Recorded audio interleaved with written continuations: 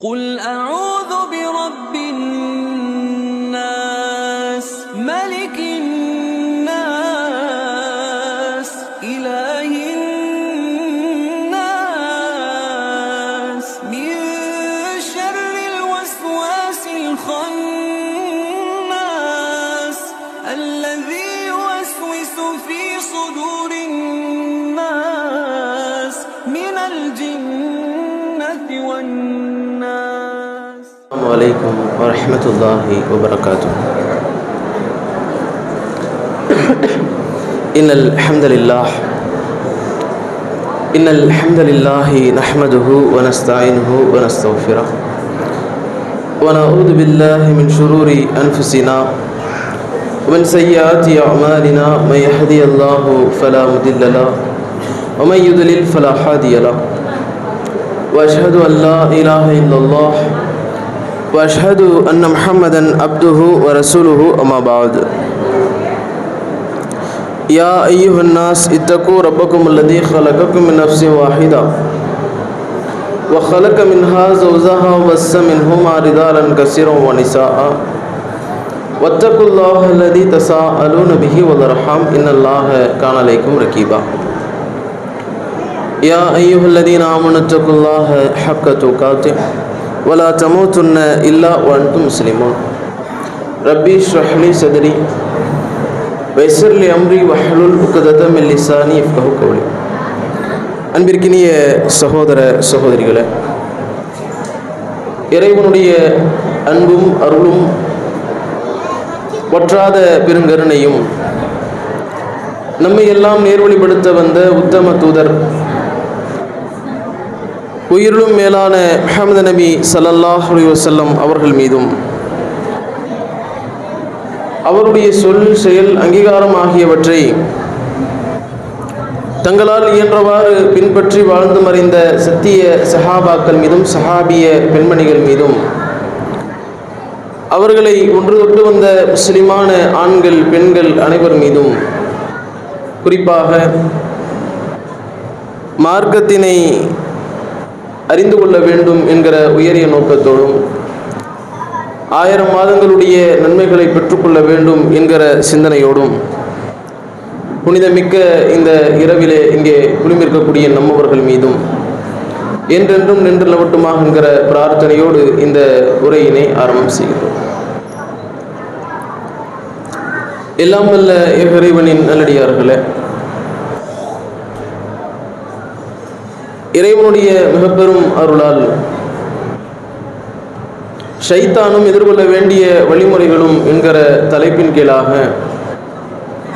தொடர்ந்து ஷைத்தான் என்பவன் எந்தெந்த ரூபங்களில் நம்மை வழிகெடுப்பதற்காக வருவான், அவன் போடுகிற அந்த ஊசலாட்டங்களிலிருந்து நம்மை தற்காத்துக் கொள்கிற வழிகள் என்ன என்பன போன்ற பல செய்திகளை அறிந்து வருகிறோம். அந்த வரிசையில் இதற்கு முன்னதாக உள்ள அந்த உரைகளில் இந்த இஸ்லாமிய மார்க்கம் என்பது அல்லாஹ்வால் நமக்கு கொடுக்கப்பட்ட மார்க்கம் என்பதனையும் அந்த மார்க்கத்தில் கூடுதலோ குறைவோ கிடையாது என்பதனையும், ஆனால் ஷைத்தான் என்பவன் நீங்கள் அமலை கொஞ்சம் அதிகமாக செய்கிறீங்க அப்படிங்கிற அடிப்படையில் அமல்கள் விஷயத்தில் குறைப்பான் அப்படிங்கிறத நம்ம பார்த்தோம். இன்னும் சில பேர் இடத்துல நீங்கள் ரொம்ப குறைவான அமல்கள் தான் செஞ்சுட்டு இருக்கிறீங்க, நிறைவாக செய்யுங்க அப்படிங்கிற அடிப்படையில் மார்க்கத்தில் சொல்லித்தரப்படாத சில அமல்களையும் அதே போன்று சொல்லித்தரப்பட்ட அமல்களையும் மிதமிஞ்சி மார்க்கம் தடுத்த வகையில் அந்த அமல்களை செய்யக்கூடியவர்களாகவும் இருப்பாங்க அப்படிங்கிறதையும் நம்ம பார்த்தோம். இதெல்லாம் ஷைத்தான் போடுகிற ஊசலாட்டங்கள். இப்போ அந்த நேரத்தில் நாம் நன்மைதான அப்படிங்கிற அடிப்படையிலும் ஏமாந்து விடக்கூடாது, அதில் நாம் கவனத்தோடு இருக்க வேண்டும் என்று அந்த அடிப்படையில் நாம் ஏற்கனவே உள்ள அந்த செய்திகளில் பார்த்துருக்கிறோம். அதனை தொடர்ந்து இன்றைய தினம் நாம் அறிந்து கொள்ள இருக்கக்கூடிய செய்தி என்னவாக இருக்கிறது என்று பார்த்தால், இந்த ஷைத்தான் என்று சொல்லக்கூடியவன் நம்முடைய அமல்கள் விஷயத்தில் வருவான், பல அமல்களை செய்ய விடாமல் தடுப்பான். அதை ரசூலுல்லாஹ் ஒரு எச்சரிக்கையாக சொன்னாங்க, நம்ம அமலில் கேர்லெஸ்ஸாக இருந்துடக்கூடாது அப்படிங்கிற வரிசையில் இந்த ஷைத்தான் என்பவன் தொழுகை என்று சொல்லக்கூடிய மிக முக்கியமான ஒரு அமலில் எப்படியெல்லாம் வழிகெடுப்பதற்காக வருகிறான். ஷைத்தான் அப்படிங்கிறவன் இருக்கிறானா இல்லையா அப்படிங்கிறத இந்த தொழுகை என்கிற ஒரு வணக்கத்தை, இபாதத்தை நாம் எடுத்து நம்முடைய வாழ்க்கையில் நாம் சற்று சிந்தித்து பார்த்தாலே ஷைத்தான் உண்மையில இருக்கிறான் அப்படிங்கிறத உணர்ந்து கொள்ளலாம். ஏன்னா ஷைத்தான் என்பவன் அதிகமாக ஊசலாட்டங்களை ஏற்படுத்துகிற ஒரு அமல் இந்த தொழுகையாகத்தான் இருக்கிறது. ஒரு மனிதனிடத்தில் தொழுகை என்று சொல்லக்கூடிய இந்த வணக்க வழிபாடு சரியான முறையில் அமைந்து விட்டதென்றால், தொழுகையில் ஒரு மனிதன் பர்ஃபெக்டாக இருக்கிறானா நிச்சயமாக அவனிடத்தில் ஷைத்தான் என்று சொல்லக்கூடிய இவனுடைய ஊசலாட்டங்கள் பெரிய அளவில் பலிக்காது. இப்போ அந்த தொழுகையை கெடுக்கணும், தொழுகை எப்படியாவது முறியடிக்கணும், தொழுகையிலிருந்து அவனை அப்புறப்படுத்த வேண்டும் என்பதை ஷைத்தான் மிகப்பெரிய அளவில் குறிக்கோளாக வைத்து செயல்பட்டு கொண்டிருக்கிறார். எந்த அளவுக்கு என்றால் பல செய்திகளின் மூலமாக இதை நாம் அறிந்து கொள்ளலாம். அல்லாஹுடைய தூதர் நபி பெருமானார் ஸல்லல்லாஹு அலைஹி வஸல்லம் அவர்கள் ஒரு நேரத்தில் சொல்லி காட்டுகிறார்கள், நீங்கள் ஒவ்வொரு நாளும் இரவில் உறங்கக்கூடிய நேரத்தில் ஷைத்தான் உங்களிடத்தில் வருகிறான். இந்த செய்தி புகாரியில 1442வது இலக்கத்தில் இடம்பெற்றிருக்கிறது. நபிகளார் குறிப்பிடுகிறார்கள், வந்து உங்களுடைய தலைமாட்டில் அமர்ந்து கொண்டு யாக்கிது ஷைத்தான் அலா நாஃபியத்தி ராசி அகதிக்கும், உங்களுடைய தலைமாட்டில் ஒவ்வொருவருடைய தலைமாட்டிலும் அமர்ந்து கொண்டு ஷைத்தான் 3 முடிச்சுகளை போடுகிறான். 3 முடிச்சுகளை போட்டு ஒவ்வொரு முடிச்சையை போடும் பொழுதும் ஷைத்தான் சொல்கிறான், அலைக்க லைலுன் தவில், உனக்கு நீண்ட நெடிய இரவு இருக்கிறது, ஃபர்குத், நல்லா தூங்குப்பா, எந்த டிஸ்டர்பும் இல்லை, ரொம்ப வேலை செஞ்சுட்டு ரொம்ப களைப்பா இருக்கிற நீ, நல்லா தூங்கு, நல்லா உறங்கு என்று சொல்லி நம்ம தாய் கூட இந்த மாதிரி தாளாட்டி இருக்க மாட்டாங்க. நம்முடைய தகப்பனார் கூட இந்த அளவுக்கு நாம தூங்காமல் இருக்கக்கூடிய நேரத்தில் நமக்காக வேண்டி இவ்வளவு தாளாட்டுகளை செய்திருக்க மாட்டாங்க. அது எல்லாத்தையும் மிஞ்சக்கூடிய வகையில் இந்த ஷைத்தான் என்று சொல்லக்கூடியவன் டெய்லி வருவான், ஒவ்வொரு நாள் கூட விட மாட்டான், டெய்லி வந்து உட்காந்து ஒவ்வொரு நாளும் முடிச்சுகளை போடுவான், போட்டுட்டு தூங்கு, நல்லா தூங்கு, நல்லா உனக்கு இரவு நீண்ட நெறிய இரவு இருக்கிறது, நீ கவலைப்படாத, நீ நல்லா உறங்குப்பா என்று சொல்லுவான். எந்த அளவுக்கு சொல்லுவான் என்றால் ஃபஜருடைய பாங்கு சொல்லப்பட்டுரும், நம்ம அலாரம் வச்சிருப்போம், ஒவ்வொருத்தரும் வச்சிருப்போம், ஃபஜருக்கு எந்திரிக்கணும், ஃபஜருக்கு எந்திரிச்சு தொழுகைக்கு போகணும் அப்படிங்கிறதுக்காக வேண்டி ஒவ்வொருவரும் அலாரத்தை அதுக்குண்டான நேரத்தில் செட் பண்ணியிருப்போம். ஒரு 10 நிமிடம் 20 நிமிடங்களுக்கு முன்பாகவே நம்ம செட் பண்ணியிருப்போம். எழுந்து ஒழு செய்து விட்டு பள்ளிவாசலுக்கு போகணும், குறிப்பிட்ட தூரம் இருக்குது, இதெல்லாம் கணக்கு பண்ணி நாம நம்முடைய அலாரத்தை ஃபிக்ஸ் பண்ணி வச்சிருப்போம். இப்படி வைத்திருக்கக்கூடிய நேரத்தில் ஷைத்தான் வருவான், அலாரம் அடிக்கும், அலாரம் அடிக்கும்போது சொல்லுவான், இன்னும் 20 நிமிஷம் இருக்கு, ஏன் அவ்வளோ அலாரம் வச்சேன், அலாரம் நம்ம தான் வச்சோம், நாம தான் எந்திரிக்க போறோம், நம்ம எல்லாத்தையும் கனெக்ட் பண்ணி தான் வச்சோம். ஆனால் ஷைத்தான் என்ன சொல்லுவான் தெரியுமா, இன்னும் டைம் இருக்குப்பா, 20 நிமிஷம் இருக்குது, 5 மணிக்கு தானே தொழுகை, ஏன் அவ்வளோ சீக்கிரம், இப்போதான் 4:40 ஆகுது, ஏன் அவ்வளோ சீக்கிரம் நீ போய் என்ன பண்ண போறாங்க, 2 ரக்கா சுன்னத்தான தொழுதுக்கிறார், 2 ரக்கா சுன்னத்தொழு எவ்வளோ நேரம் ஆக போகுது, ஒரு 2 நிமிஷம் 3 நிமிஷம் தான் ஆக போகுது, அதுக்காக வேண்டி நீ அவ்வளோ முன்னாடியே போய் உட்கார போறியா, உனக்கு தூக்கம் பாரு, நீ ரொம்ப டயர்டா இருக்கிற பாரு, நல்லா தூங்கு என்று போடுவோம். நம்ம என்ன பண்ணுவோம், அலாரத்தை தள்ளி விட்டுட்டு அப்படி தூங்குவோம். அலாரம் விடுமா, மீண்டும் 5 நிமிஷம் கழிச்சு மீண்டும் அடிக்கும், நம்மளை ஞாபகப்படுத்தும், ஏன்னா அது மிஷின் தானே, அது நம்மளுக்கு மீண்டும் நினைவுபடுத்தும். ஆனால் அப்பொழுதும் சொல்லுவான், அலைக்க லைனும் தவிர உனக்கு நீண்ட நெறிய இரவு இருக்குது, 25 நிமிஷம் இருக்கு, 15 நிமிஷம் இருக்குது, ஏன் நீ அவசரப்படுற, 5 நிமிஷம் தானே ஆயிருக்குது, இன்னும் 15 நிமிஷம் இருக்கு, தூங்கு நீ அப்படின்னு போடுவோம். இது எல்லாரும் நம்ம உணர்கிறோம், ஒவ்வொருவரும் நம்முடைய வாழ்க்கையில இதை நம்ம எத்தனையோ தருணங்கள்ல அனுபவித்திருக்கிறோம். இதுக்கெல்லாம் என்ன காரியம் யோசிச்சு பாருங்க. சாதாரணமா நம்முடைய ஒரு வேலைக்காக போறோம், இந்த மாதிரி செய்வோமா, 4 மணிக்கு ட்ரெயினை பிடிக்கணும், டிக்கெட்டை புக் பண்ணியாச்சு, புக் கூட பண்ணல, அந்த ட்ரெயினை விட்டால் வேலை நடக்காது அப்படின்னு வைங்களேன், 4 மணிக்கு ட்ரெயினை விடுவோமா, அதுக்காக வேண்டி ஒரு 3:30க்கே எந்திரிச்சிருவோம், இல்லை நான் 3 மணிக்கு கூட எந்திரிச்சிருவோம், எந்திரிச்சு எல்லா வேலைகளும் பார்த்து கரெக்டாக டிப்டாப்பா ஒரு 10 நிமிஷம் 20 நிமிஷம் முன்னாடியே போய் நின்றுவோம். எங்க, ரயில்வே ஸ்டேஷன்ல ஜங்ஷன்ல நின்றுவோம், எந்த பிளாட்ஃபாரத்தில் வருதுன்னு தெரியல, போய் நிற்கணும், திடீர்னு மாறி போயிடுச்சுன்னா அதுக்காக ஓடணும், அதனால கரெக்டாக பர்ஃபெக்டாக பார்த்துட்டு போய் நின்றுறோம். இந்த சிந்தனை உலகத்திற்கு வருகிறது. அங்கெல்லாம் ஷைத்தான் வரானா, ஏன் நீ 4 மணி தானே ட்ரெயின், இப்போ தானே 3:45 ஆகுது, இன்னும் 1/4 மணி நேரம் இருக்குதுப்பா அப்படின்னு எங்கேயா சொல்கிறானா, அப்படின்னு நம்ம யாராவது பார்த்துருக்குறோமா, கிடையாது.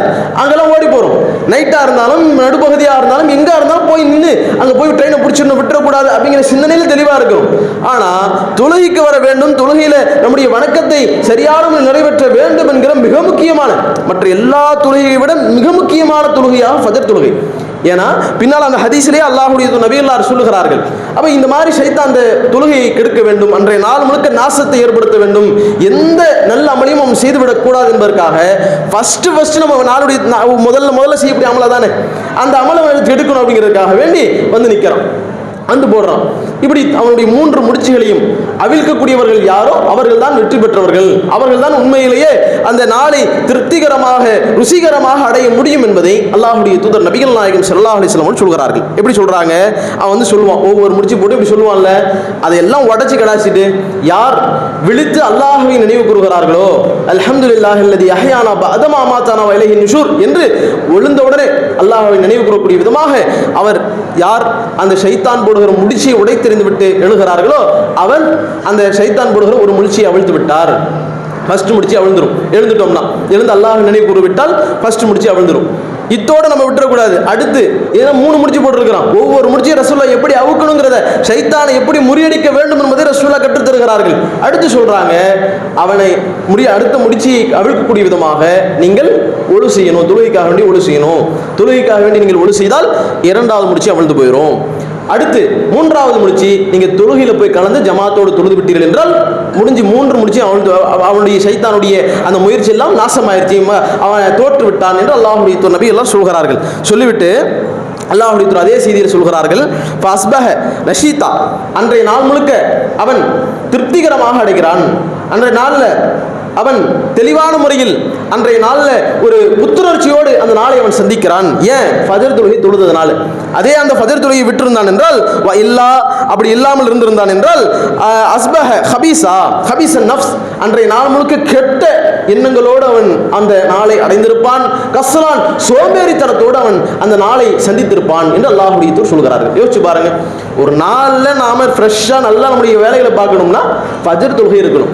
ஃபஜர் தொழுகை நம்ம தொழவில்லை என்றால், ஃபஜர் தொழுகையில் நாம் எழவில்லை என்றால் அன்றைய நாள் முழுக்க அப்படியே சிடுன்னு அந்த நாள் முழுக்க சோம்பேறித்தனத்தோடு அந்த நாள் இருக்கும்.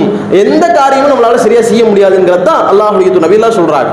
ஃபர்ஸ்ட் அவனுடைய அந்த நாளுடைய துவக்கத்திலேயே நம்மளுடைய அந்த செயல்பாடுகளை நாம் முறியடித்து விட்டோம் என்றால், அவன் போடுற முடிச்சியெல்லாம் நம்ம அவிழ்த்து தூக்கி எறிந்து விட்டோம் என்றால் அன்றைய நாள் முழுக்க ஃப்ரெஷ்ஷாக இருப்போம். எந்த விதமான சிடுசிடுப்போ எந்த விதமான ஒரு சோம்பேறித்தனம் எதுவுமே இல்லாமல் எவ்வளவு விதமான பிரச்சனைகள் இருந்தாலும் இலகுவான முறையில் ஃப்ரெஷ்ஷாக போய் நின்று பாருங்க.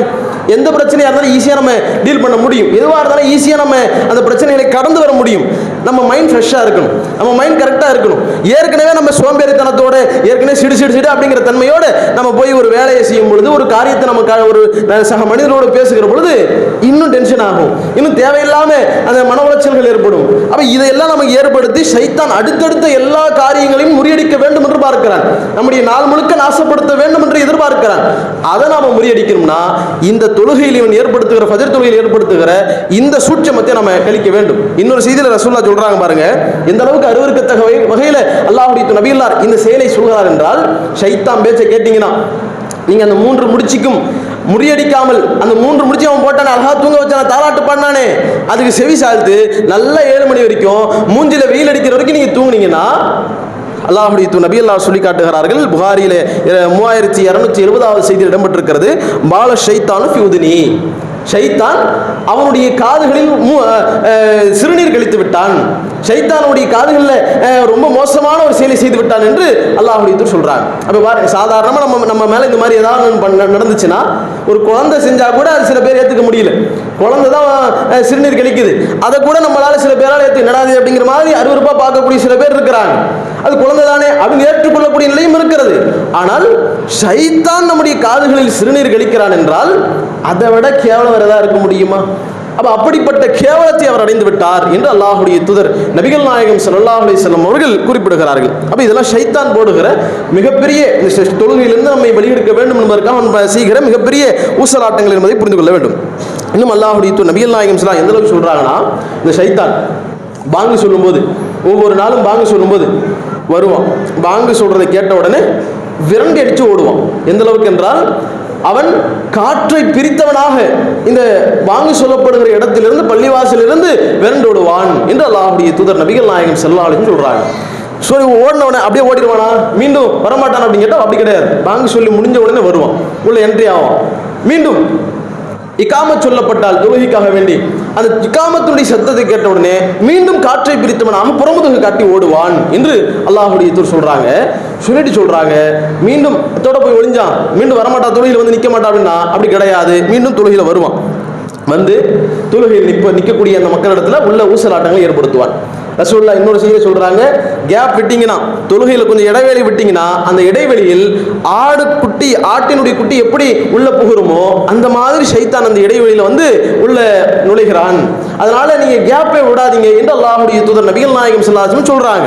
அப்ப அதை நமக்கு கவனமான முறையில் தொழுகையில இதெல்லாம் கடைபிடிக்கணும். தொழுகையில நமக்கு பல ஊசலாட்டங்கள் வருது, அது வருது, இது வருதுன்னா என்ன நடக்குது ஏன் அப்படின்னு கேட்டா ஷைத்தான் வரான். ஷைத்தானுக்கு நம்ம இடம் கொடுக்கிறோம். அப்ப ஷைத்தானுக்கு இடம் கொடுக்காத வகையில் இதையெல்லாம் கவனமாக பார்க்க வேண்டும். ரசூலுல்லாஹ் தொடர்ச்சியாக சொல்கிறார்கள், உதுக்குர் கதா, வந்து ஷைத்தான் வந்து நம்ம தொழுகையில் இருக்கும், தொழுகையில் கட்டி அல்ஹம்து சூரா ஓதிட்டு இருப்போம், துணை சூரா ஓதிட்டு இருப்போம், அதெல்லாம் பண்ணிட்டு இருப்போம். நம்ம அப்படி செஞ்சுட்டு இருக்கும் பொழுது ஷைத்தான் எப்படிலாம் போடுவான் அப்படிங்கிறத ரசூலுல்லாஹ் சொல்றாங்க, உதுக்குர் கதா, இதை நினைச்சு பாரு, அதை நினைச்சு பாரு அப்படின்னு போடுவோம். இது வருதா இல்லையா? எத்தனையோ பேர் நம்ம கரெக்டாக அவ்வளோ நேரம் சும்மா தான் கிடப்போம், சும்மா தான் நின்றுருப்போம், அல்ல பள்ளிவாசல சும்மா தான் உட்காந்துருப்போம், வேற வேலைகளை பேசிட்டு இருப்போம். ஆனால் தொழுகையில் வந்து நின்ன உடனே அதை விட்டுட்டு வந்தோமே, சரியா என்ன பார்க்குறாங்களா என்ன தெரியலையே, அதை கஸ்டமர் என்ன பண்ணான்னு தெரியலையே, வியாபார சிந்தனை வரும், வீட்டினுடைய சிந்தனை, வீட்டில் வர அவ்வளோ விட்டுட்டு வந்துட்டோம், அதை எடுத்து வச்சாங்கன்னு தெரியல, எடுத்துகிட்டு போனாலும் தெரியல, நம்ம பெண்களாக இருந்தால் கேஸ் ஆஃப் பண்ணுவோமான்னு தெரியல, கேஸில் என்ன எரியுதா, அந்த பால் வச்சுட்டோமா, அப்படியே கொதிக்குதா, அல்லது வெளியே போயிருச்சா, நாசமாக போயிருச்சா, அப்படி சிந்தனை வந்துக்கிட்டே இருக்கும். எத்தனையோ சிந்தனைகள் வரும். அவன் வேற சவுண்டு கேட்குதா, வந்தாலா போனாலா என்ன தெரியலையே என்ன அப்படிங்கிற மாதிரி சிந்தனை வரும். அதே மாதிரி சீரியல் பார்க்கக்கூடிய பெண்களாக இருந்தால் சீரியலும் இவங்க தொழுவுறதே எப்படி தொழுவாங்க, சீரியல்ல விளம்பரம் போடக்கூடிய இடைவெளி தான் வந்து நிற்பாங்க. அந்த விளம்பரத்தை கரெக்டாக ஃபுல் பண்ணணுமா, அதையும் விட்டுறக்கூடாதுல்ல, விவாதத்தில் நன்மையில் போயிடக்கூடாதுல்ல அப்படிங்கிறதுக்காக அந்த விவாதத்தை ஃபுல் பண்ணக்கூடிய விதமாக கரெக்டாக விளம்பரம் போடுவானா, இந்த விளம்பரம் போயிட்டு போய் தொழுதுட்டு வந்துடுவோம் அப்படின்னு ஓடி வருவாங்க. ஓடி வந்தால் தொழுகையாக தொழுவாங்க, தொழுகை சிந்தனையாக இருக்கும். மாமியாக்கு அடிச்சுட்டா என்ன பண்ணுவோம், மறுபடியும் சேர்த்துக்குவாளா, மறுபடியும் பிரச்சனை தீருமா, இல்லை என்ன ஆகும் தெரியலையே, அவன் வேற குழந்தைய பத்துக்கு போகிறோம், ஆனால் ஆம்பளை குழந்தை பிறக்குமா பொம்பளை குழந்தை பிறக்குமா, தேவையா நமக்கு, அது எந்த குழந்தையா இருந்தாலும் அது உண்மையா, முதல்ல ஏதோ பொட்டலத்தை கட்டி வச்சுட்டு ஏதோ நடிச்சுக்கிட்டு இருக்கிறாங்க. அப்படி நடிக்கக்கூடிய அந்த நடிப்பு தான் என்று தெரிந்தும் கூட நாம எதை உண்மையாக செய்ய வேண்டுமோ, உண்மையாக நம்ம அல்லாஹ்வுக்காக செய்ய வேண்டிய ஒரு கடமையா இருக்கிறதோ உண்மையை மறந்து விட்டோம், பொய்யை கொண்டு வந்து சேர்க்கிறான். யாரு? ஷைத்தான். பொய்யான ஒரு விஷயத்தை உண்மையை போல வந்து உண்மையான நடக்கக்கூடிய தொழுகையில் வழிகெடுப்பதற்காக, தொழுகையை நாசப்படுத்துவதற்காக இப்படிலாம் போடுறோம். ரசூலுல்லாஹ் சொல்றாங்க, இதை நினைச்சு பாரு, இந்த சிந்தனை அப்படின்னு போடுவோம். நம்ம பாட்டு தொழுதுட்டே இருப்போம், லைட்டா அப்படி கண்ணை இப்படி லைட்டா அசைப்போம், அங்க அலமாரி தெரியும், அலமாரியில் ஏதோ ஒரு பொருள் இருக்கும், அப்படியே அதை எங்க வாங்கணும், அங்க வாங்கணுமே, அது எப்போ எவ்வளவு விலைக்கு வாங்கணும், மறுபடியும் அதை வாங்கணும், இன்னொரு பொருள் வாங்கணும், ஏதோ ஒரு சிந்தனை வந்துகிட்டே இருக்கும். இது நிறைய நம்ம பார்ப்போம். கொஞ்சம் டைம் வேற ஆகுது, நம்ம வேற விட்டுட்டு வந்துட்டு என்ன போய் பார்க்கணுமே அப்படின்னு சிந்தனை வரும். எல்லாமே ஏராளமான சிந்தனைகள் வரும். கடைசி வரைக்கும் நம்ம தொழுதோமா, கரெக்டா சரியா நம்முடைய தொழுகை நிறைவேற்றணுமான்னு கேட்டா கிடையாது. எந்த அளவுக்கு அந்த சிந்தனை ஏற்படுத்துவானா, ரசூலுல்லாஹ் சொல்றாங்க, லம் யகுன் எதுக்கு ஒரு கதா ஹத்தா எழல்ல ரஜுலு எழுன்னு ரஜுலு, ஒரு மனிதன் எண்ணுவான். எந்த அளவுக்கு எண்ணுவான் என்றால், லா எதிரி கம் செல்லா, எவ்வளவு நம்ம தொழுது, எத்தனை ரக்காத் தொழுதோம், 4 ரக்காத் தொழுதோமா, 3 ரக்காத் தொழுதோமா அப்படின்னு நினைக்கக்கூடிய அளவிற்கு நம்முடைய சிந்தனையை மாத்திடுவோம். இப்போ நம்ம தொழுகையில் இருக்கிறோம், எத்தனை ரக்காத் தொழுதுருக்கிறோம் அப்படிங்கிறதே மறக்கடிக்கக்கூடிய அளவுக்கு அந்த சிந்தனை மிகைத்து விடும். யார் போடுறது? ஷைத்தான் போடுகிற சிந்தனை. நம்முடைய தொழுகையை நாசமாக்க வேண்டும் என்பதற்காக, நம்முடைய வணக்க வழிபாடுகளின் முதன்மையான ஒரு வணக்க வழிபாடை நாசப்படுத்த வேண்டும் என்பதற்காக ஷைத்தான் போடுகிற யுக்தி என்பதை நம்ம புரிந்து கொள்ள வேண்டும். அப்போ நம்ம இவ்வளோ சிந்தனை வந்துடும். இப்போ எத்தனாவது ரக்காத்து, நம்ம 3வது ரக்காத் தொழுகிறோமா 4வது ரக்காத் தொழு தெரியலையே, இப்படி ஒரு சிந்தனை வரும். இப்படி வந்தா அல்லாஹ்வுடைய தூதர் நபிகள் நாயகம் ஸல்லல்லாஹு அலைஹி வஸல்லம் அவர்கள் ஒரு அழகான வழிமுறை சொல்லித்தராங்க. வரத்தான் செய்வோம், ஷைத்தானுடைய வேலையாக தான். நம்ம வேணா நம்முடைய வேலையை மாற்றிக்கலாம், அல்லாஹ்வை மட்டும்தான் வணங்கி வழிபட வேண்டும் என்பது நம்முடைய அடிப்படையான வேலை. அதை நாம் வேணா மறக்கலாம், நாம் வேணா அந்த சிந்தனையை மறந்து அல்லாஹ்வை வணங்க வேண்டும் என்கிற சிந்தனையை மறந்து உலகத்திற்குரியவளாக உலகத்தினுடைய அந்த இன்பங்கள், அதன் மோகங்களை நோக்கி நம்ம ஓடலாம். பல வணக்க வழிபாடுகள் நம்ம செய்யாமல் இருக்கலாம். ஆனால் ஷைத்தான் ஒருபோதும் மறக்க மாட்டான். அவனுடைய சிந்தனையை முழுக்க அவனுடைய கவனம் முழுக்க நம்மளை எப்படி வழிகெடுக்கணும், எப்படி நாசப்படுத்தணும் அப்படிங்கிறது மட்டுமே நோக்கமாக கொண்டிருக்கும். ரசூலுல்லாஹ் சொல்றாங்க, இந்த தொழுகையில வழிகெடுக்கிறதுக்காக ஒரு ஷைத்தான் இருக்கிறான். தொழுகையில் நம்மை வழிகெடுத்து நாசப்படுத்தணும் அப்படிங்கிறதுக்காக ஒரு ஷைத்தான் இருக்கிறான். யார் தெரியுமா? இந்த ஷைத்தானுடைய பேர் ரசூலுல்லாஹ் சொல்லுவாங்க. யாருக்கா தெரியுமா? சீக்கிரமா சொல்லுங்க. தொழுகையை நாசப்படுத்த வேண்டும், தொழுகையில் இந்த மாதிரி சிந்தனை ஏற்படுத்தணுங்கிறதுக்காகவே ஒரு ஷைத்தான் வருவான். தொழுகையே ஞாபகம் எத்தனை ரக்காத் தொழுது உண்டு? இதில் நீங்கள் எதாவது கேட்குறியா? இல்லை. ஹின்சப் அப்படின்னு சொல்லக்கூடிய ஒரு ஷைத்தான் இருக்கிறான். இவனுடைய வேலை என்ன ரசூலுல்லாஹ் சொல்றாங்க. ஒரு சஹாபி வருகிறார், அல்லாஹ்வுடைய தூதரே, தொழுகையில் நிற்கிற தொலை வைக்கக்கூடிய ஒரு நபர் அவர். அப்படி இருக்கக்கூடிய அந்த சஹாபி வருகிறார், அல்லாஹ்வுடைய தூதர், நான் தொழுகையில் நிற்கிறேன், தொழுகையில் ஓதுகிறேன், இன்னும் மற்ற செயல்பாடு செய்கிறேன், இது எல்லாத்துக்கும் மத்தியில் ஷைத்தான் வந்து குழப்பத்தை ஏற்படுத்துறான், ஏராளமான விஷயங்கள் உலக ரீதியான விஷயங்கள் வந்துடுது, எண்ணங்கள் வேற வேற எண்ணங்கள் வந்துடுது அப்படின்னு ரசூலுல்லாஹ் வந்து சொல்கிறார். அப்போ வந்துட்டானா ஹின்சப் அப்படிங்கிற சைத்தான் வந்துட்டானா? அப்போ வரதான் செய்வான். அப்போ வந்தால் நீங்கள் அவுது பில்லாஹி மினஷ் ஷைத்தானிர் ரஜீம் அது சொல்லுங்க, ஷைத்தான்ட்டு பாதுகாப்பு தேடுங்க, இடது பக்கமாக 3 முறை துப்புங்க அப்படின்னு சொல்கிறாங்க. துப்புறதுனா கவனம், சும்மா நம்ம காற்றை விடுற சும்மா துப்புற மாதிரி செய்கை செய்கிறது தான். அது ஷைத்தானை நம்ம இது பண்ணுற பக்கத்தில் இருக்கிறவங்க துப்பி பக்கத்தில் இருக்கக்கூடியவரெல்லாம் டேமேஜ் பண்ணக்கூடாது, சரியா? நம்ம அது மாதிரி ஒரு செய்கை செய்கிறது, அவ்வளோதான். அதை நம்ம கவனத்தில் வைக்கணும். அப்போ அந்த அடிப்படையில் ரசூலுல்லாஹ் இந்த வழிமுறையை கற்றுத்தருகிறார்கள். அப்போ இந்த ஷைத்தான்கள் முழுக்க முடிய வேலையாக இதைத்தான் செய்து கொண்டிருக்கிறார்கள். முழுக்க எப்படியாவது தொழுகை வழிகெடுக்கணும், மற்ற வணக்க வழிபாடுகளை நாசப்படுத்தணும் அப்படிங்கிற அடிப்படையில் இவர்கள் செயல்பட்டுக் கொண்டிருக்கிறார்கள் அப்படிங்கிறத அல்லாஹ்வுடைய தூதர் நபி எல்லாம் சொல்றாங்க. அதில் யோசிச்சு பாருங்க, இந்த மிக முக்கியமான நம்முடைய இஸ்லாத்தினுடைய அடிப்படை கடமைகள்ல நம்ம அனுதினமும் செய்யக்கூடிய ஒரு கடமை அப்படின்னு பார்த்தா தொழுகை தான். மற்ற முதல் வணக்கம் கலிமாவை பொறுத்த வரைக்கும், முதல் அடிப்படையை பொறுத்த வரைக்கும் நம்ம மனசில் இருக்க, அவ்வளோதான், மனதளவில் இருக்கக்கூடியதுதான். ஆனால் மற்ற விஷயம், அதாவது வணக்க வழிபாடுகளாக இஸ்லாத்தினுடைய அந்த 5 தூண்களில் சொல்லி தரப்பட்டிருக்கிற தொழுகை, நோன்பு, ஜக்காத்து, அதே போன்ற ஹஜ்ஜு, இது எல்லாமே மற்ற காலங்களில் வரும், மற்ற காலத்தில் வராது. ஹஜ்ஜு அது அந்த துல்ஹஜ் மாதத்தில் தான் வரும். அதே மாதிரி நோன்பு ரமலான் மாதத்தில் தான் வரும். அப்போ ஒவ்வொரு வணக்கம் ஒவ்வொரு இடத்துல தான் வரும். நம்ம அனுதினமும் செய்யக்கூடிய, அல்லாஹ்வை நினைக்கக்கூடிய இடம் எது அப்படின்னு கேட்டால் தொழுகை தான். அந்த தொழுகை வழிகெடுக்கணும். டெய்லி நம்ம செஞ்சுட்டு இருக்கிறோம். டெய்லி நம்ம செய்யும் பொழுது நம்முடைய நன்மைகள், நம்முடைய ஈடுபாடுகள் மார்க்கத்தை நோக்கியதாக இருக்கும். மார்க்க ஈடுபாடு அதிகமாக இருந்துகிட்டே இருக்கும், அல்லாஹ்வுடைய சிந்தனை இருந்துகிட்டே இருக்கும். அப்போ அப்படிப்பட்ட அந்த சிந்தனையை வழிகெடுக்க வேண்டும் அப்படிங்கிறதுக்காகத்தான் இந்த தொழுகையில் இவ்வளவு விதமான அந்த குழப்பங்களை, இத்தனை விதமான ஊசலாட்டங்களை இந்த ஷைத்தான் ஏற்படுத்துகிறான் என்பதை நாம புரிந்து கொள்ள வேண்டும். அப்போ இந்த மாதிரி வருகிற நேரத்தில் இன்னொரு செய்தி அல்லாஹ்வுடைய நபிலா சொல்றாங்க, எத்தனை ரக்காத் தொழுதோம், 2 தொழுதோமா, 3 தொழுதோமா, 3 தொழுதோமா, 4 தொழுதோமா அப்படிங்கிற ஒரு சந்தேகத்திற்கிடையாக தொழுகையில் நீங்க நிக்கிறீங்க. அப்படி ஒரு சந்தேகம் வந்தால் என்ன செய்யணும் அப்படிங்கறத பற்றி அல்லாஹ்வுடைய நபிலா சொல்கிறார்கள். எது உங்களுக்கு உறுதியாக இருக்கிறதோ அதை நீங்கள் எடுத்துக்கொள்ளுங்கள். நிக்கிறீங்க, திடீர்னு ஏதோ சிந்தனையில மாறி போயிட்டோம், சிந்தனை மாறிடுச்சு, எப்போ எத்தனை ரக்காத் தொழுதோம், 3 தொழுதோமா 4 தொழுதோமான்னு தெரியல, இப்போ என்ன செய்யறது, என்ன முடிவு எடுக்கிறது அப்படின்னு கேட்டா ரசூலுல்லாஹ் காட்டி தராங்க. 3 எது உறுதியாக இருக்குதோ அதை பிடிச்சிக்கோங்க. 3 உறுதி இல்லை, 4 தான் இப்போ டவுட், தொழுதோமா இல்லையாங்கிற டவுட்டுக்குரிய இடம் 4, 3 தொழுதோங்கிறது உறுதி. அப்போ உறுதியை நீங்கள் பிடித்துக் கொள்ளுங்கள், உறுதியானதை நீங்கள் எடுத்துக்கொள்ளுங்கள், சந்தேகத்தை விட்டுருங்க அப்படின்னு அல்லாஹ்வுடைய நபியல்லார் சொல்றாங்க. இது பொதுவாக எல்லா விஷயத்துக்கும் பொருந்தும். சந்தேகமா ஏதாவது ஒரு விஷயம் இருக்குன்னா அந்த சந்தேகத்திலிருந்து நம்ம பொதுவாக விலகிக் கொள்ள வேண்டும் என்பது பொதுவான ஒரு கருத்து. அதே விஷயத்தை ரசூலுல்லாஹ் இந்த தொழுகைக்கு சொல்லி தராங்க. சந்தேகம் வருதா, சந்தேகத்தை விட்டு உறுதியானதை பிடிச்சிக்கோ. 3 4 அப்படின்ற பட்சத்தில் 3 பிடிச்சிக்கோ, 4 விட்டுரு அப்படின்றாங்க ரசூலுல்லாஹ். அப்படி தொழுது விட்டு ரசூலுல்லாஹ் கூடுதலாக ஒரு விஷயத்தையும் சொல்லி தருகிறார்கள். நீங்க இந்த மாதிரி ஷைத்தானுடைய ஊசலாட்டம் வந்து ஒரு மறதி ஏற்பட்டதனுடைய விளைவாக, அந்த மறதிக்காக வேண்டி நீங்க என்ன செய்யணும்னா, நீங்கள் உங்களுடைய அந்த தொழுகை முடித்த உடனே 2 சஜிதாக்களை செய்துவிட வேண்டும். அது சஜிதா பேர் என்ன? சஜிதா சஹ்வ், சஜிதா சஹ்வ், மறதிக்கான சஜிதா அப்படின்னு ரசூலுல்லாஹ் சொல்லி தராங்க. அப்போ இந்த சஜிதாக்களை நாம செய்து கொள்ள வேண்டும். இப்போ ரசூலுல்லாஹ் சொல்றாங்க, இப்போ ஒரு வேளை உங்க டவுட் தானே வந்துச்சு 3 4 ஒரு வேளை நீங்க தவறாக தொழுதிருப்பீர்கள் என்றால், நீங்க 4 தான் தொழுதிருக்கிறீங்க, இப்போ உறுதி என்ற அடிப்படையில் 3க்கு போயிட்டீங்க, 3 போய் 4 தொழுதுட்டு இப்போ 5 ஆயிடுச்சு. ஆனால் நீங்க தொழுதிருக்கிற 4 கணக்கில் எக்ஸ்ட்ரா ஒரு ரக்காத் தொழுதுட்டீங்க, 5 ரக்காத்தாக இருக்கிறது என்றால் நீங்க செய்த அந்த சஜிதா சஹ்வ் இருக்குல்ல, அது அதற்குரிய பரிகாரமா மாறி போயிடும், அது அதற்குரிய ஈடாக மாறிவிடும். இன்னொன்று சொல்றாங்க, ஒருவேளை நீங்க கரெக்டா தான் தொழுதிருக்கிறீங்க, இந்த குழப்பத்தை ஷைத்தான் ஏற்படுத்தி இருக்கிறான் அப்படின்னா அந்த நேரத்தில் கானதா தர்ஹீமன் லிஷைத்தான், இந்த 2 சஜிதாவும் செஞ்சீங்கல்ல, கரெக்டா நீங்க தொழுதிருக்கிறீங்க, ஆனாலும் ஒரு குழப்பத்தின் காரணமாக நீங்க சஜிதா செஞ்சுட்டீங்க, அதாவது 3ங்கிறத உறுதியா வச்சிட்டீங்க, 3 தான் நீங்க தொழுதிருக்கிறீங்க, இப்போ கரெக்டா இன்னொரு ரக்காத் தொழுதீங்க, 4 ரக்காத் கரெக்டா முடிச்சிட்டீங்க, இருந்தாலும் ரசூலுல்லாஹ் சொல்லி தந்த அடிப்படையில் அந்த சஜிதா செஞ்சுட்டீங்க. இப்படி செய்யக்கூடிய பட்சத்தில் அந்த சஜிதா இருக்குது, கரெக்டா தொழுதும் நீங்க சஜிதா செஞ்சீங்களே, இது ஷைத்தானுக்கு மூக்கறுப்பாக மாறிவிடும். ஷைத்தான் தோற்று போகக்கூடியவனாக இந்த சஜிதாவின் மூலமாக மாறுகிறான். ஏன்னா அவன் குழப்பம் ஏற்படுத்தணும் வந்தான், இதுல அவன் தோத்துட்டான். இப்போ தோற்கடிச்சிட்டீங்க இல்லையா, தோற்கடித்ததனுடைய விளைவாக உங்களுக்கு அல்லாஹ் ரப்பல் ஆலமீன் அந்த ஷைத்தானுக்கு மூக்கரிப்பாக அந்த சஜிதாக்களை ஆக்கி விடுகிறான் என்று சொல்லி அல்லாஹ்வுடைய தூதர் நபிகள் நாயகம் ஸல்லல்லாஹு அலைஹி வஸல்லம் காட்டி தருகிறார்கள். இது முஸ்லிம்ல 990வது இலக்கத்தில் இடம்பெற்றிருக்கிறது.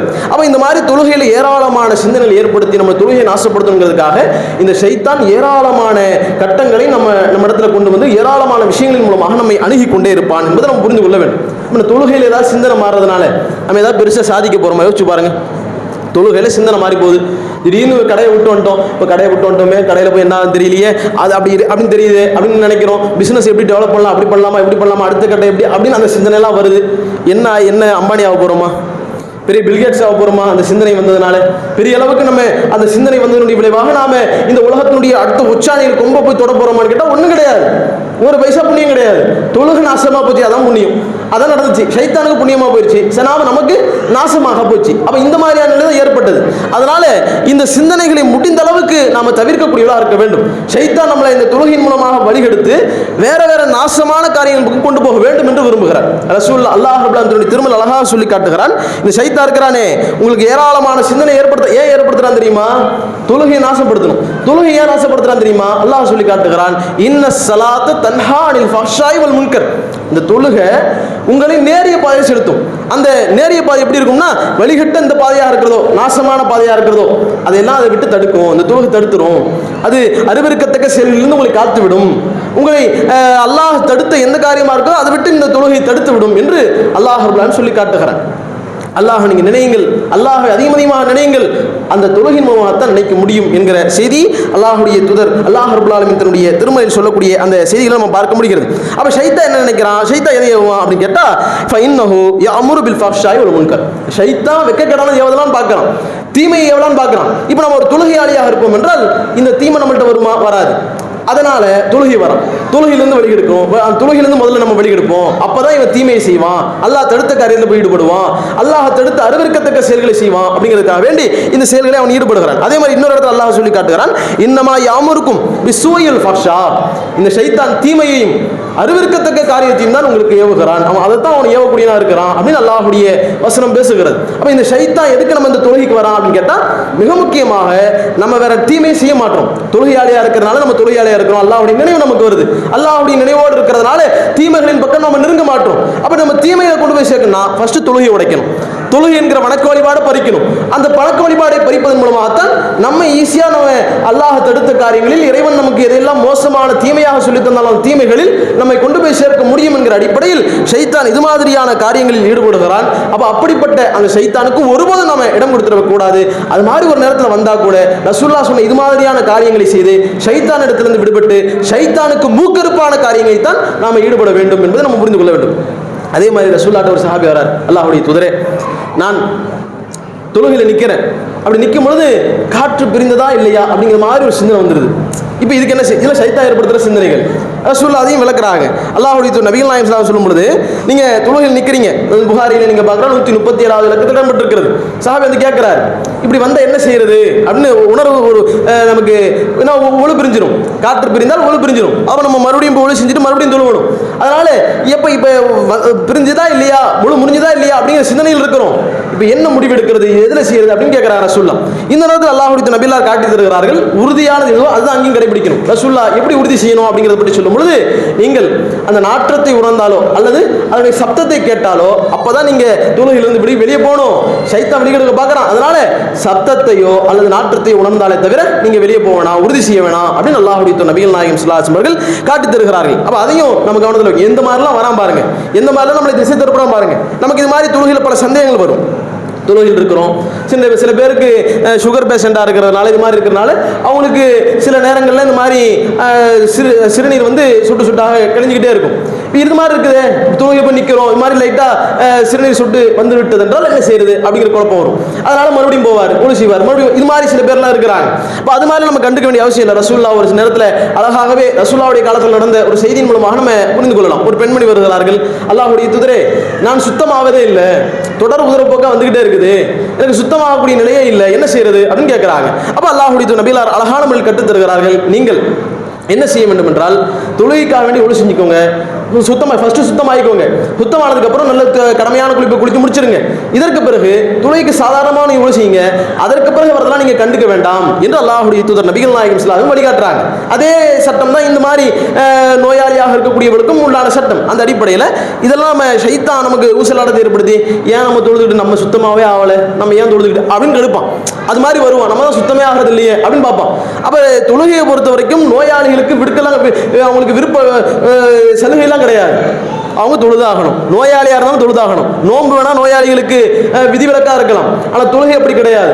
நோயாளியாக இருந்தாலும் சரி, அவர் பயணத்தில் இருந்தாலும் சரி, எந்த மாதிரியான இடமாக இருந்தாலும் சரி, சில சலுகைகள் இருக்கிறது. ஆனால் விட முடியாது. 4 ரக்காத்தை 2ஆ தொழுதுக்கலாம். ஆனால் மொத்தமாக நான் நுகரை தொழ மாட்டேங்க அப்படிங்கிற முடிவு எடுக்கலாமான்னு கேட்டால் எடுக்க முடியாது. நாம அசரே தொழாமல் இருந்துடுறேன் அப்படின்னு கேட்டால் எடுக்க முடியாது. எப்படியா இருந்தாலும் தொழுதாகணும். இருந்தாலும் எந்திரிக்கவே முடியலன்னா கூட, ஒழு செய்ய முடியலனா கூட நீ தயமம் செஞ்சிக்க, அந்த அளவுக்கு இலகுவை சொல்லுகிறது. அந்த அளவுக்கு நீ நோயாளியாக தயமம் செஞ்சிக்க அப்படின்னு ரசூலுல்லாஹ் காட்டி தராங்க. அதே மாதிரி அல்லாஹ்வும் சொல்லி தருகிறான். அந்த அடிப்படையில் தொழுகை என்பதை பொறுத்து அதுக்கு விடுப்பே கிடையாது. அதை நம்ம விடுமுறையெல்லாம் எடுக்க முடியாது. அந்த அடிப்படையில் நாம கண்டிப்பாக எந்த மாதிரியான இது மாதிரி சிக்கல்கள் இருந்தாலும் ஷைத்தான் நம்மை அந்த தொழுகையிலிருந்து அப்புறப்படுத்துவதற்காக வேண்டி ஏற்படுத்துகிற சில ஊசலாட்டங்கள் தான் என்பதை உணர்ந்து நாம் அதிலிருந்து கவனமான முறையில் இருக்க வேண்டும்.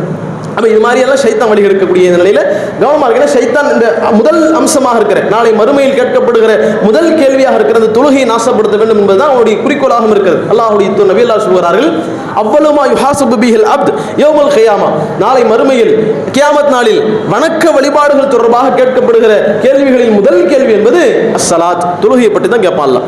அப்போ அந்த தொழுகையை பற்றி கேட்கும் பொழுது அந்த தொழுகையில் அவர் சரியாக இருந்திருப்பார் என்றால், கவனமான முறையில் தொழுதிருப்பார் என்றால், தொழுகையில் பேணுதலாக இருந்திருப்பார் என்றால் ஃபக்கத் நஜஹ, அவர் வெற்றி பெற்று விட்டார். அந்த தொழுகையில் சரியானவன் இல்லாமல், அந்த தொழுகையில் அவர் கவனமற்றவராக இருந்து, அந்த தொழுகை சரியானவன் பேணாதவராக இருந்திருப்பார் என்றால் ஃபக்கத் ஹாப, அவன் நஷ்டவாளியாகி விட்டான், அவன் நஷ்டமடைந்து விட்டான் என்று அல்லாஹ்வுடைய தூதர் நபிகள் நாயகம் ஸல்லல்லாஹு அலைஹி வஸல்லம் சொல்றாங்க. அந்த அடிப்படையில் இதில் நம்ம கவனமாக இருக்கணும். அப்போ என்னதான் நம்ம மற்ற வேலைகள் வடக்க வழிபாடு ஈடுபட்டாலும் தொழுகை இல்லைன்னா ஒன்றுமே நம்மள்ட்ட வேலைக்கு ஆகாது. தொழுகை தான் முக்கியமானது என்பதை ரசூலுல்லாஹ் இந்த செய்தியின் மூலமாக சொல்லித் தருகிறார்கள். அப்போ இந்த தொழுகையில் இந்த ஷைத்தானை விட்டு நாம தூரப்படுத்தக்கூடியவர்களாக, தொழுகையில் அதிகமாக நம்ம கவனம் செலுத்தக்கூடியவர்களாக இருக்கணும். அதுக்கு மார்க்கம் சில வழிமுறையை கற்றுத் தருகிறது. இதெல்லாம் நீங்கள் செஞ்சுக்கோங்க. தொழுகையில ஷைத்தான் வரானா, அப்போ இதெல்லாம் வராமல் இருக்கணும்னா தொழுகைக்கின்ற ஒரு முறையை அல்லாஹ்வுடைய நபி எல்லாரும் கற்றுத் தருகிறார்கள். அந்த வழிமுறைகளை ஒவ்வொன்றாக நம்முடைய வாழ்க்கையில் நாம சரியான முறையில் கடைபிடிக்க வேண்டும். அப்போ அதை கடைபிடிச்சோம் என்றால் நிச்சயமாக ஷைத்தான் நம்மை இந்த உலகத்து அந்த இந்த மாதிரி தொழுகையிலிருந்து இந்த உலகத்தினுடைய நன்மை இழக்க செய்கிறான். பாவமான காரியத்தை செஞ்சு, அருவருக்கத்தக்க காரியம் செஞ்சு உலகத்தினுடைய நிம்மதியும் போகுது, மறுமையினுடைய நிம்மதியும் போகுது. அப்போ தொழுகை இருந்தால் ரெண்டுத்திலும் நிம்மதியாக இருக்கலாம். தொழுகையாளிகள் இந்த உலகத்திலும் அல்லாஹ்வுடைய உதவியால் நல்லமல் இருப்பாங்க. எந்த பிரச்சனையாக இருந்தாலும் அல்லாஹ்ட்ட வந்து நிற்பாங்க, தொழுவாங்க, அல்லாஹ்வுடைய உதவி கிடைத்துவிடும். அதே மாதிரி மறுமையிலும் சுவனம் கிடைத்துவிடும். 2 பகுதியிலும் நிம்மதி. அதே தொழுகை போச்சுன்னா உலகத்திலே நாசம், மறுமையிலே நாசம். அப்போ இதைத்தான் ஷைத்தான் விரும்புகிறான். அப்ப இதுக்கு இடம் கொடுக்காம தொழுகையை சரியான முறையில் பேணக்கூடியவர்களாக இருக்கணும். தொழுகைக்கு என்று ரசூலுல்லாஹ் ஏராளமான ஒழுங்குமுறைகளை கற்றுத் தருகிறார்கள். அதுல சில ஒழுங்குமுறைகளை பாருங்களேன். அல்லாஹ் ரப்பல் ஆலமீன் திரும்ப சொல்லி காட்டுகிறான். தொழுகைக்கு வரோம்னா ஏனோ தான் வரக்கூடாது. ஃபர்ஸ்ட் தொழுகைக்கு வரோம்னா தொழுகையில் அல்லாஹ்வுக்கு முன்பாக நம்ம நிற்க போறோம். அந்த அடிப்படையில் நம்மை அழகுபடுத்திக் கொள்ள வேண்டும். எங்கேயாவது ஃபங்க்ஷனுக்கு போறோம்னா அவ்வளோ மேக்கப் போடுறோம், அவ்வளோ ட்ரெஸ்ஸை பார்க்குறோம், எப்படி நம்ம சரியாக நம்ம நல்லா இருக்கிறோமான்னு 10 பேர்கிட்ட கேட்குறோம், விசாரிக்கிறோம், இவ்வளோ பண்ணுறோம். இல்லை, இதுக்கெல்லாம் பண்ணுறதை விட முதன்மையாக நம்ம யாருக்கு பண்ணணும்? அல்லாஹ் முன்னாடி போய் நிற்க போகிறோம். தொழுகைக்காக வேண்டி வீட்டில் தானே இருக்க போகிறோம், என்ன இப்போ அப்படிங்கிற மாதிரி பழைய நைட்டியை போட்டுட்டு அப்படிங்கிற மாதிரி இருக்கக்கூடாது. ஓரளவுக்கு கிளீனாக, ஓரளவுக்கு நல்ல முறையில் நாம் அந்த தொழுகையை நிலைநாட்டக்கூடியவர்களாக இருக்க வேண்டும். அல்லாஹ் சொல்லி காட்டுகிறான், யா பனி ஆதம் ஹுது ஸீனத்தக்கும் இந்த குல்லி மஸ்ஜிதின், ஒவ்வொரு நேரத்தில் தொழுகைக்காக வேண்டி வருகிற பொழுது நீங்கள் உங்களை அழகுபடுத்திக் கொள்ளுங்கள், நீங்கள் உங்களை அலங்காரம் செய்து கொள்ளுங்கள் என்று அல்லாஹ் ரப்பல் ஆலமீன் 7வது அத்தியாயம் 31வது வசனத்தில் குறிப்பிட்டு காட்டுகிறான். அந்த அடிப்படையில் நாம் அந்த தொழுகையில் வரும் பொழுது நம்முடைய அந்த அங்கங்களை நல்ல முறையில் சுத்தம் ஒழு செய்வோம். ஒழு செய்வதையும் தாண்டி ஓரளவுக்கு நம்ம எண்ணெய் வைத்துக் கொண்டு நல்ல முறையில் நம்ம அழகுபடுத்தி கொண்டு, எப்படி நம்ம அழகுபடுத்துவோமோ, சாதாரணமாக வெளியே போனால் என்ன அழகுபடுத்துவோமோ அந்த அழகுபடுத்தி, ஓரளவுக்கு பெண்கள் நம்மளாம் வெளியே போனால் ரொம்ப நேரம் 1 மணி நேரம் மேக்கப் போடுவோமே அப்படின்னு அந்த சிந்தனைக்கு போயிடக்கூடாது. ஓரளவுக்கு அந்த அல்லாஹ்வுக்கு முன்னாடி நிற்க போகிறோம் அப்படிங்கிற சிந்தனையோடு அதை நம்ம ஒழுங்குபடுத்தக்கூடியவர்களாக இருக்க வேண்டும். அடுத்தபடியாக பல் துலக்கணும். பல் துலக்கத்தை ரசூலுல்லாஹ் காட்டி தந்திருக்கிறாங்க. எந்த அளவுக்குனா அல்லாஹ்வுடைய நபில்லா சொல்றாங்க, லௌலா அன் அஷுக்க அலா உம்மதி, என்னுடைய உம்மத்திற்கு மட்டும் சிரமமாக இருக்கும் என்று இல்லாமல் இருந்திருந்தால் ல அமர்த்துஹும் பிஸ்ஸிவாக், ஒவ்வொரு தொழுகையிலும் ஒழு செய்யும் பொழுது ஒழு கட்டாயம், ஒழு கண்டிப்பாக செஞ்சாகணும். அது இல்லாமல் சில கூடுதலான ஒழுங்குமுறைகளை தான் நம்ம இப்போ பேசிக்கிட்டு வரோம். அந்த அடிப்படையில் நம்ம பல் துலக்குவதை கவனமாக வைக்கணும். அது என்ன நினைக்கிறாங்கன்னா, மிஸ்வாக் குத்தி வச்சுட்டு நம்ம பல் துலக்கிறது அப்படிங்கிற மாதிரி அது சுண்ணத்து மாதிரி நினைச்சிக்கிட்டு இருக்கிறாங்க. மிஸ்வாக்குனா பல் துலக்கக்கூடிய சாதனம், அதான் பேர். பிரஷுக்கும் மிஸ்வாக்கு தான், பேஸ்டாக இருந்தாலும் மிஸ்வாக், எல்லாமே இதெல்லாம் நம்ம பல் துலக்குவதற்காக பயன்படுத்துகிறோமோ அது எல்லாமே மிஸ்வாக் என்கிற அந்த அடிப்படையில் தான். குறிப்பிட்ட ஒரு மரத்தினுடைய குச்சி தான் மிஸ்வாக் அப்படிங்கிறலாம் கிடையாது. அந்த அடிப்படையில் நாம பல்ல சுத்தம் செஞ்சுக்கணும். எந்த அடிப்படையில் செய்வோமோ அந்த அடிப்படையில் சாதாரணமாக நம்ம எப்படி செய்வோமோ அது மாதிரி ஒவ்வொரு தொழுகைக்கும் நாம பற்களை நல்ல முறையில் சுத்தம் செய்து கொள்ளக்கூடியவர்களாக இருக்க வேண்டும் என்பதையும் நம்ம அந்த ஒழுங்குமுறையில் கவனமாக்கணும். இப்படிலாம் நம்ம ஒழுங்காக போய் நின்னோம்னா, பர்ஃபெக்டாக போய் நின்னோம்னா, ஷைத்தான் நம்மகிட்ட வரும்பொழுது டக்கு நம்ம சுதாரிப்பு வரும், ஒரு கவனம் வரும். இல்லைன்னா கவனமே இல்லாமல் ஷைத்தான் போடுகிற ஊசலாட்டத்தில் இழுந்து போய் நம்ம நாசமாக போயிடுவோம் அப்படிங்கிற கவனத்தில் வைக்க வேண்டும். அல்லாஹ்வுடைய தூதர் நபிகளார் சொல்கிறார்கள், பள்ளிவாசலுக்கு வரும்பொழுது பூண்டு, வெங்காயம் இது மாதிரியான விஷயத்தை நீங்கள் சாப்பிடாதீங்க அப்படிங்கிறது ரசூலுல்லாஹ் சொல்கிறாங்க. ரொம்ப மிதமிஞ்சி சாதாரணமாக உணவுப் பொருட்கள் எல்லாத்தையும் நம்ம எடுத்துக்குவோம், இருந்தாலும் மிதமிஞ்சி அதிகமாக ஒரு வாடகை வரக்கூடிய அளவில் அதை நீங்கள் எடுத்துக்காதீங்க. அப்படி எடுத்துக்கிட்டால் அது மலக்கு கஷ்டமாக இருக்குது, அதனால் நீங்கள் அதை பயன்படுத்தாதீங்க என்று அல்லாஹ்வுடைய தூதர் நபிகளார் கற்றுத்தருகிறார்கள். இதையும் கவனத்தோடு நம்ம வந்து நிற்கும் பொழுது மாதிரியான அந்த ஒழுங்குமுறையும் கடைபிடிக்க வேண்டும். அதே மாதிரி உருவப்படங்கள் இருக்கக்கூடாது. ரசூலுல்லாஹ் ஆயிஷா ரலியல்லாஹு வீட்டுக்கு வராங்க, வந்து நிற்கக்கூடிய நேரத்தில் அல்லாஹ்வுடைய தூதர் நபிகளார் தொழுவதற்காக வேண்டி நினைக்கிறாங்க. அப்படி நிற்கும் பொழுது ரசூலுல்லாஹ் தொழுதுட்டு இருக்கிறாங்க. முன்னாடி ஒரு திரை சிலை இருக்கிறது. அந்த திரை சிலை அழகுக்காக வேண்டி வைக்கப்பட்டிருக்கிற அந்த திரை சிலை சில உருவப்படங்கள் இருக்கிறது. ரசூலுல்லாஹ் தொழுதுட்டு இதை கிழிச்சு போடுமா முதல்ல என்று அல்லாஹ்வுடைய தூதர் சொல்லிட்டு, இது என்னுடைய தொழுகையில் திசை திருப்பி விட்டது, இது தொழுகையில் என்னுடைய அந்த கவனத்தை எல்லாம் திசை மாற்றி விட்டது என்று அல்லாஹ்வுடைய தூதர் நபிகளார் சொல்றாங்க. அதனால கவனத்தை மாற்றக்கூடிய வகையில் அந்த உருவப்படங்கள் இருக்கிற மாதிரியான நிலை நம்மள்ட்ட வீட்டில் இருக்கக்கூடாது, பொதுவாகவே இருக்கக்கூடாது. பொதுவாகவே இருந்தால் கூட மாணவர்கள் வரமாட்டாங்க என்று அல்லாஹ்வுடைய தூதர் நபிகளார் சொல்றாங்க. அதை நம்ம ஒரு பெரிய அலங்காரமாக இல்லாமல் சாதாரணமாக அது ஒரு சாதாரணமாக அது பெட்ஷீட்டுக்கோ அது மாதிரி ஒரு பயனில்லாத ஒரு தலகாணி உரையாகவோ அப்படி பயன்படுத்திக்கலாம். ரசூலுல்லாஹ் தான் சொல்றாங்க, அது தலகாணி உரையை ரெண்டா கிழிச்சு போட்டுக்க என்று ரசூலுல்லாஹ் சொல்றாங்க. அப்போ ஒரு மதிப்பு இல்லாமல் வைப்பது தப்பு கிடையாது. ஆனால் மதிப்புக்காக வேண்டி அந்த உருவத்திற்காக வேண்டியே ஒரு தனி கிரேடு அப்படிங்கிற மாதிரி வைக்கலாமா அப்படின்னு கேட்டால் வைக்கக்கூடாது. அப்படி வைத்தால் நம்முடைய வீடுகளுக்கு மாணவர்கள் வரமாட்டாங்க அப்படிங்கிறத ரசூலுல்லாஹ் சொல்றாங்க. இதை நம்ம கவனமாக்கணும். தொழுகையில் நிற்கும் போதும் நம்முடைய கவனத்தை திசை திருப்பக்கூடிய இந்த மாதிரியான விஷயத்தையெல்லாம் நம்ம நம்முடைய வீடுகளிலேயோ அல்லது பள்ளிவாசலாக இருக்காது பொதுவாக, ஆனால் நம்முடைய வீடுகள் இது மாதிரி தொழுகை நேரத்தில் இருக்கும். அது மாதிரி இருந்தால் நம்ம அகற்றிக் கொள்ள வேண்டும். அதே மாதிரி நம்ம தொழுகைக்கு வரும் நம்ம போடக்கூடிய ஆடைகளில் இப்படி திசை திருப்புற மாதிரியான அந்த அம்சங்கள் இருக்கும் என்றால், உருவங்கள் இருக்கும் என்றால் அதை நம்ம பயன்படுத்தக்கூடாது என்பதையும் நாம கவனத்தில் வைத்துக் கொள்ள வேண்டும். அடுத்தபடியாக அல்லாஹ்வுடைய தூதர் நபிகளார் சொல்றாங்க, நீங்க தொழுகைக்காண்டி வரீங்க, வருவதற்கு முன்பாக உணவு இருக்குது அப்படின்னா ஃபர்ஸ்ட் நீ உணவு போய் சாப்பிட்டுரு, தொழுகைக்கு வர வேண்டாம், இப்போ உணவு போய் சாப்பிட்டுரு என்று சொல்றாங்க. அப்போ அந்த தொழுகைக்கு முன்னாலும் நம்ம உணவுக்கு தான் முக்கியத்துவம் கொடுத்தாக வேண்டியனா வந்து நிற்போம். அந்த பிரியாணி டேஸ்ட்டாக இருக்குமான்னு தெரியலையே, எப்படி நம்ம செஞ்ச டேஸ்ட் எப்படி இருக்குன்னு தெரியலையே, உப்பு போட்டோமா, உப்பு சரியா இருக்குதா, அந்த சிந்தனையே இருக்கும். அந்த மாதிரியா அந்த தொழுகையில் முழுக்க அதே கவனத்தோடு தொழுவோம். அதுக்கு நீ போய் சாப்பிட்டு வந்துருப்பா போப்பா அப்படின்னு ரசூலுல்லாஹ் சொல்றாங்க. அபூதாவுதுல 89வது இலக்கத்தில் இந்த செய்தி இடம்பெற்றிருக்கிறது. அப்படிங்கிறத நம்ம பார்க்கலாம். இப்போ தொழுகைக்கு முன்பாக நமக்கு உணவு இருக்கிறது என்றால் உணவு தயாராகிருச்சுன்னா உணவு சாப்பிட வேண்டியதான். அந்த கவனத்தோடு நம்ம தொழ வேண்டிய அவசியம் கிடையாது. ரசூலுல்லாஹ் அதையும் கற்றுத்தருங்க. இதனால் சிந்தனை மாறக்கூடிய நிலை இருக்கிறதுனால அதை கவனத்தோடு கடைபிடிங்க அப்படிங்கிற சொல்றாங்க. அதே மாதிரி மலம் ஜலம் மாதிரியான ஏதாவது நம்ம இயற்கை தேவை வருகிறது என்றால் தொழுகை டைம் ஆயிடுச்சுன்னா ஒன்றும் பிரச்சனை இல்லை, போய் தாராளமாக போய் உங்களுடைய இயற்கை தேவை நீ பூர்த்தி செய் என்று அல்லாஹ்வுடைய தூதர் நபிகளார் சொல்றாங்க. ஏன்னா நம்ம வந்து நிற்போம், அடிச்சுக்கிட்டு இவர் வேற போட்டு இழுத்துக்கிட்டு கிடக்கிறாரு இமாமு, என்னடா எப்படா முடிப்பார் அப்படிங்கிற சிந்தனை வந்துடும். அப்போ அது மாதிரி நம்ம தொழக்கூடாது. ஃப்ரீயாக நம்ம ரிலாக்ஸாக அல்லாஹ் முன்னாடி நிற்க போகிறோம், கரெக்டாக நம்ம தொழ வேண்டும் என்ற அடிப்படையில் இந்த சிந்தனைகள் எல்லாம் மாற்ற வேண்டும் என்றால் இதை நீங்கள் போய் முதல்ல நீங்கள் போய் உங்களுடைய மலஞ்சிறங்கு மாதிரியான இயற்கை தேவைகள் நீங்கள் பூர்த்தி செஞ்சிருங்க என்று அல்லாஹ்வுடைய தூதர் நபிகளார் சொல்லி காட்டுறார். இதுவும் அபூதாவுதுல அதே ஹதீஸில் இடம்பெற்று 89வது இலக்கத்தில் இடம்பெற்றிருக்கிறது. அதே மாதிரி ரசூலுல்லாஹ் சொல்றாங்க, தூக்கம் வருகிறது என்றால், தூக்கம் வருது, கடுமையான தூக்கம் வருது அப்படின்னா இப்போ தயவு செஞ்சு போய் தூங்கிடுங்க அப்படின்னு சொல்றாங்க. எந்த அடிப்படையில்னா ஜைனப் ரலியல்லாஹு அவங்க வந்து அல்லாஹ்வுடைய தூதர் நபிகளாருடைய அந்த பள்ளிவாசல்ல தொழக்கூடிய இரவுல நின்று வணங்கக்கூடிய ஒரு வழக்கம் இருந்திருக்கு போல. அப்படி வணங்கக்கூடிய நேரத்தில் எந்த அளவுக்கு வணங்குவாங்களாம், அவங்க வந்து தூக்கம் வந்தா கூட அப்படியே தூக்கத்திலேயே எப்படியாவது நம்ம இழுத்து பிடிச்சி தொழுதுறணும் அப்படிங்கிறதுக்காக வேண்டி ஒரு கயிறை கட்டிக்கிட்டு தொழுவாங்களாம். கயிறை பிடிச்சிக்கிறதுக்காக தூக்கம் வந்து விழுந்துடக்கூடாது அப்படிங்கிறதுக்காக வேண்டி ஒரு கயிறை கட்டிக்கிட்டு தொழுவாங்களாம். ரசூலுல்லாஹ் வராங்க ஒரு நாள், என்னப்பா இது கயிறு அப்படின்னு கேட்குறாங்க. இது ஜைனப் ரலியல்லாஹுடைய கயிறு அப்படின்னு சொல்றாங்க. என்னப்பா இந்த கயிறு எதுக்காக அப்படின்னு கேட்குறாங்க. அவங்க வந்து தொழுவும் பொழுது அவங்களுக்கு ரொம்ப அந்த தூக்கம் அதிகமாக வந்துருச்சுன்னா அது மாதிரியான நேரத்தில் அவங்க அதை பிடிச்சிக்கிறதுக்காக வேண்டி பயன்படுத்திட்டு இருக்காங்க அப்படின்னு சொல்லுவாங்க. முதல்ல அதை கழட்டுங்க, அப்படிலாம் தொழ வேண்டிய அவசியம் கிடையாது என்று அல்லாஹ்வுடைய தூதர் நபிகள் நாயகம் ஸல்லல்லாஹு அலைஹி வஸல்லம் சொல்றாங்க. அந்த அடிப்படையில் தூக்கம் அதிகமாக வருகிறது அப்படிங்கிற பட்சத்தில் நாம ஃபர்ஸ்ட் போய் தூங்கிட வேண்டியதுதான். தூங்கி எந்திரிச்சு நம்ம நல்ல முறையில் தூங்கி தொழுதுக்கலாம். இதே நிலை எப்படி வந்துடக்கூடாது, ஃபஜ்ர்ல வந்துடக்கூடாது. டெய்லியும் ஃபஜ்ர் தொழும்பொழுது பாய் ரொம்ப தூக்கமாக இருக்கு பாய், 10 மணி வரைக்கும் தூங்கி எந்திரிச்சு தொழுதுறலாம் பாய் அப்படிங்கிற நிலை வந்துடக்கூடாது. தொழுகை என்பது கட்டாய கடமை. அந்த கட்டாய கடமை அதற்குரிய நேரத்தில் தொழ வேண்டும். முஸ்லீம்கள் மூமின்களை பொறுத்தவரையில் அந்த நேரத்தில் நிறைவேற்றக்கூடியதாக இருக்க வேண்டும். இன்ன ஸலாத்த கானத் அலல் மூமினீன கிதாபம் மவ்கூத்தா. தொழுகை என்பது நேரம் குறிக்கப்பட்ட ஒரு கடமையாக இருக்குது. அந்த அடிப்படையில் அந்த நேரத்தில் நாம் கண்டிப்பாக அந்த தொழுகையை நிறைவேற்றக்கூடியவர்களாக இருக்க வேண்டும் என்பதை நாம் கவனத்தில் வைக்க வேண்டும். அதனால் அதை நம்ம கவனத்தில் வைக்கணும். தூங்க அனுமதி இருக்குது அப்படிங்கிற மாதிரி தூங்கிட்டே இருக்கிறது கிடையாது. தூங்குனா நம்ம நாசமாக போயிடுவோம் என்ற முதல் செய்தி நம்ம பார்த்துருக்கிறோம். அந்த ஃபஜர் தொழுகை, அந்த ஃபஜர் தொழுகை கண்டிப்பாக இருந்து தொழுது விட வேண்டும் என்பதை நம்ம கவனத்தில் வைக்க வேண்டும். அடுத்தபடியாக தொழும் பொழுது நிதானமாக தொழணும். ரொம்ப அவசரப்பட்டு அதிவேகமாக விரைவாக தொழுவதெல்லாம் கூடாது. ரசூல்லா சொல்லித்தராங்க. ஒரு சஹாபி வருகிறார், வந்து தொழுகிறார். ரசூல்லா பார்த்துக்கிட்டே இருக்கிறாங்க. மீண்டும் வராரு, என்னப்பா தொழுது, போய் தொழு அப்படின்னு ரசூல்லா சொல்கிறாங்க.